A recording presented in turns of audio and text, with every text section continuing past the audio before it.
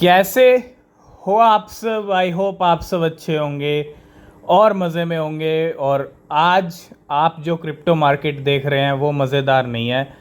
आज new low level दिख गया बिटकॉइन का हमको। कितने का? 24,800 तक का। और ठीक 4 दिन पहले ही हमने आपके साथ डिस्कस किया था कि 24,800 के दर्शन बिटकॉइन के हो सकते हैं। कल रात को एफओएमसी का डिसीजन आया, उसके बाद बिटकॉइन में कोई ज़्यादा बड़ा मूव नहीं दिखा, क्योंकि एक तरह से जो डिसीजन आया है वो बिल्कुल भी यहाँ पे कोई चेंज नहीं था। कोई यहाँ पे इंटरेस्ट रेट को हाइक नहीं किया गया है ना। नो रेट हाइक हमको देखने को मिला। और एक तरह से बहुत बड़ा दिन था कल का, मतलब बहुत बड़ा डिसीजन था। काफ़ी टाइम के बाद ऐसा मौका आया जब एफओएमसी ने यहाँ पे इंटरेस्ट रेट को पॉज किया है ना। तो एक अच्छा मौका था बिटकॉइन के लिए। ऑलरेडी सीपीआई डेटा भी कम आया है, लेकिन बिटकॉइन पंप नहीं होया। सीपीआई डेटा पे भी डंप हुआ और कल रात को भी डंप हुआ है। और डंप होते होते कहाँ लेवल चल रहे हैं बात करेंगे बिटकॉइन की। सबसे पहले हम आए हैं अपने टेलीग्राम पे। अगर आपने हमारा टेलीग्राम चैनल ज्वाइन नहीं किया है तो ज्वाइन कीजिए। और ये जो भविष्यवाणी है हमने 4 दिन पहले ही कर दी थी, आप यहाँ पे देख सकते हो। ठीक है, हमने स्क्रीनशॉट भी शेयर किया है।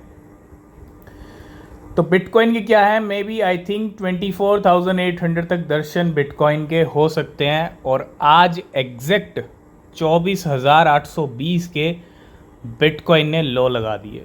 ठीक जैसा हमने डिस्कस किया था 4 दिन बाद आज वैसा हो गया है। और एक चीज़ अब यहाँ पे ये भी समझना ज़रूरी है कि पंप आएगा कब। देखो मई मंथ अच्छा खासा 7% बिटकॉइन गिरा। जून में भी आधा जून, यहाँ पे 15 जून हो चुकी है, आधा जून बीत चुका है और अभी तक करेक्शन वाला पार्ट ही चल रहा है। यानी लास्ट 45 डेज़ अगर मैं बात करूँ पूरे मई मंथ की और 15 दिन जून के, तो 45 डेज से हम जो देख रहे हैं बिटकॉइन में नमी देख रहे हैं। और 30,000 से नीचे लेवल चल रहा है। 45 दिन से बिटकॉइन ने 30,000 के लेवल को हिट नहीं किया और ये एक बहुत बड़ी बात है। अब जैसे जैसे हम जून के एंड तक जाएंगे, जैसा हमने डिस्कस किया था कि जून के एंड तक और जुलाई मंथ अच्छा हो सकता है बिटकॉइन के लिए। देखो इतना, जहाँ तक हम बात करें जनवरी की, फरवरी की, मार्च, अप्रैल, 4 महीने बिटकॉइन ने ज़बरदस्त रैली दिखाई। 15,000 से 31,000 दिखाया, पूरी मार्केट को हरा भरा बना के रखा। तो थोड़ा सा 2 महीने अगर करेक्शन आ गया तो कोई डाउट वाली, कोई इसमें दिक्कत वाली बात नहीं है। जितना भी आ रहा है ये सिर्फ और सिर्फ एक डिप का मौका है। अब बिटकॉइन के क्या लेवल हैं हम करंट देख लेते हैं। यही लेवल आ चुके हैं बिटकॉइन के 24,800 के। तो 26,000 के लेवल कल चल रहे थे, 26,000 के अराउंड पहुंच गया था।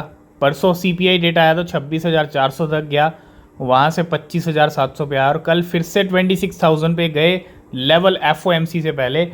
और उसके बाद जो डंप आया रात रात में, अगर आप देखोगे ये सिर्फ, अगर हम बात करें सिर्फ 4 घंटे के अंदर ये गेम हुआ है। अगर आप देखो 130 से ये पहली कैंडल आई $26,000 से नीचे, और ये जो लास्ट कैंडल है ये अगर हम देखें तो ये है 215 की। मतलब 1 घंटे के अंदर ही यहाँ पे पूरा गेम हो गया।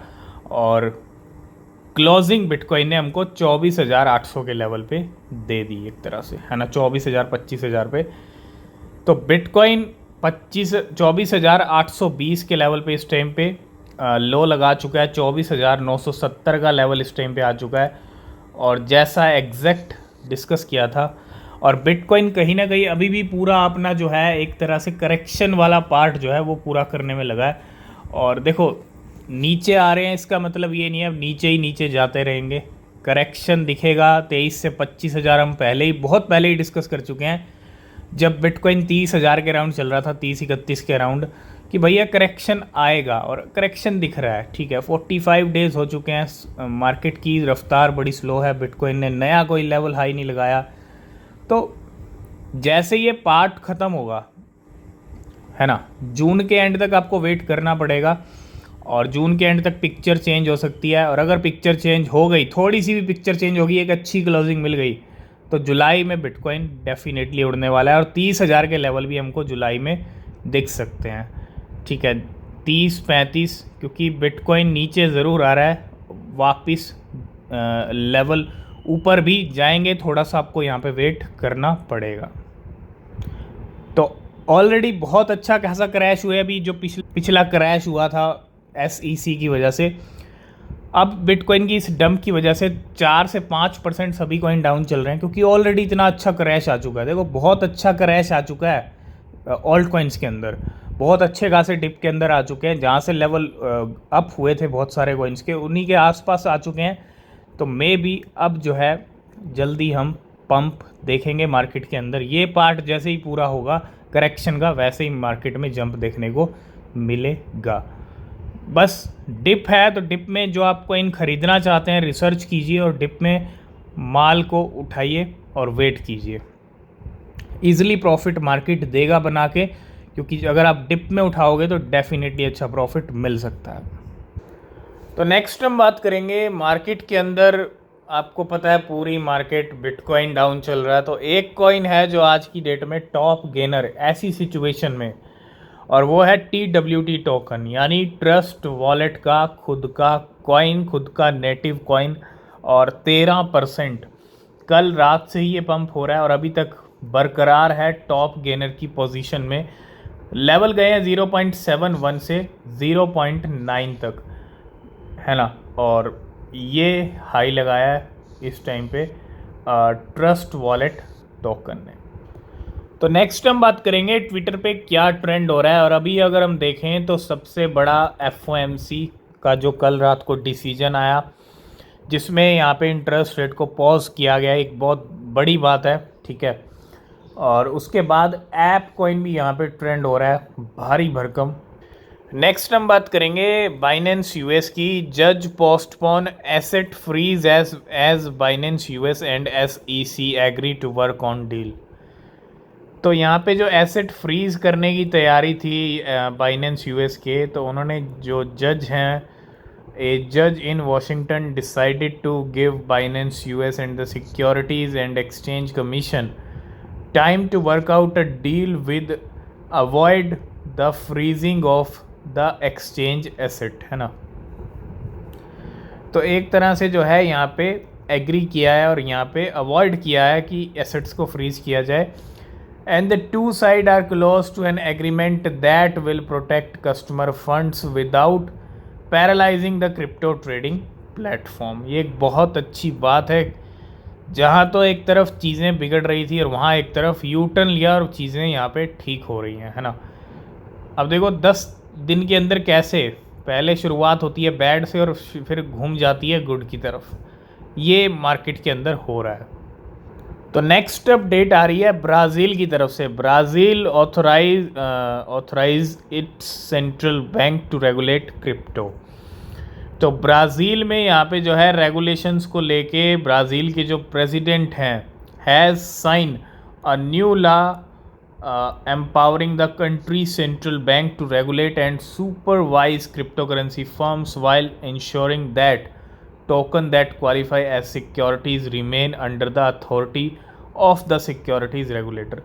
तो वहाँ के जो प्रेसिडेंट हैं लुइस, उन्होंने साइन किया है एक नए लॉ के ऊपर, ठीक है।